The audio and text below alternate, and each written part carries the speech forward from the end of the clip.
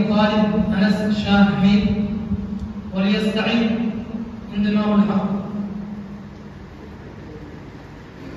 الحمد لله رب العالمين، له الحمد الحسن والثناء الجميل، واشهد ان لا اله الا الله وحده لا شريك له يقول الحق وهو يهدي السبيل، واشهد ان محمدا عبده ورسوله، وصلى الله على اله وصحبه والتابعين لهم باحسان الى يوم الدين. اما بعد، ايها الاخوه الكرام، لا شك ان دين الاسلام دين قد كمله الله جل وعلا واتمه وامتن على العباد بهذه النعمه النعيمه، وقال عز من قائل: اليوم اكملت لكم دينكم واتممت عليكم نعمتي ورضيت لكم الاسلام دينا. نحمد الله جل وعلا على تمام نعمته ومنته وفضله وكمال دينه وتمامه، انه ليس فيه نقص بوجه من الوجوه، بل قد كمل الله عز وجل كل ما يحتاج اليه الانسان في حال الخوف، في حال الفتن، في حال المرض، في كل حال من الاحوال. فان الفتن تضيع فيها الاراء وتختلط فيها الامور وتزل فيها الاقدام. بيان ذلك ان الله عز وجل عظم شأن الفتن صغيرها وكبيرها، وحذر مسلما منها وخوف من قربانها. بيان ذلك أن هذه الفتن موطن الاختبار وموطن الامتحان، كما قال الله عز وجل: ألف لام ميم أحسب الناس أن يتركوا أن يقولوا آمنا وهم لا يفتنون. عباد الله، في آخر الزمان تكثر الفتن وتزعزع قلوب العباد إلا من رحم الله. النبي صلى الله عليه وسلم قال: يصبح الرجل مؤمنا ويمسي كافرا، ويمسي مؤمنا ويصبح كافرا. رواه مسلم. سارعوا، اجتهدوا على أعمال الصالحة قبل أن تأتي إليكم الفتن.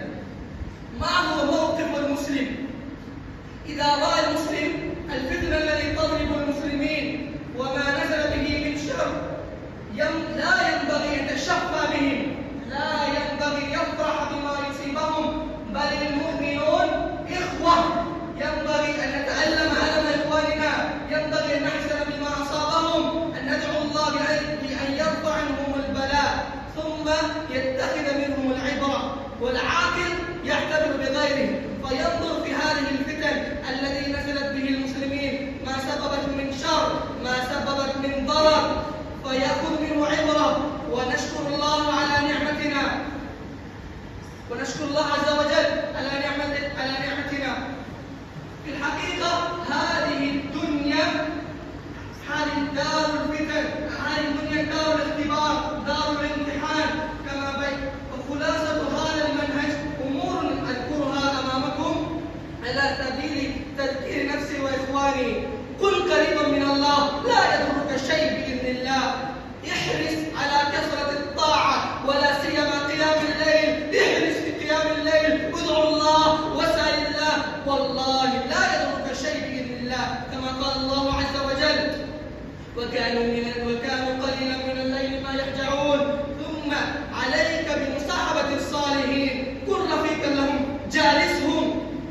الصالحون الذين إذا رأيتهم ذكرت الله، وإذا غفلتهم ذكروك بالله، وإذا وقعت في المنكر ونحوك ذلك المنكر، وإذا رأوا بك عيبا ستروك ونصحوك، كما قال الله عز وجل: واصبر نفسك مع الذين يدعون ربهم إلى آخر الآية. ثم عليك بأهل السنة، واحذر أهل البدعة، إياك أن تقترب من أهل البدعة، وإنهم والله أشد من الجرد، يعدونك ويضرونك، كما قال الله عز وجل: واعتصموا بحبل الله جميعا ولا تفرقوا.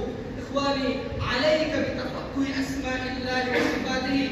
كلما اشتد معرفتك بالله وكلما عظمتك خشيتك لله. إذا تيقنت أن الله يرانا، والله الله يرانا الآن. إذا تيقنت أن الله يسمع، الله يسمع، ولو خفي أو ظهر صوتك، كما قال الله عز وجل: ولله الأسماء الحسنى فادعوه بها. ثم عليك بالقرآن، فما عولي جداء مثل القرآن. القرآن شفاء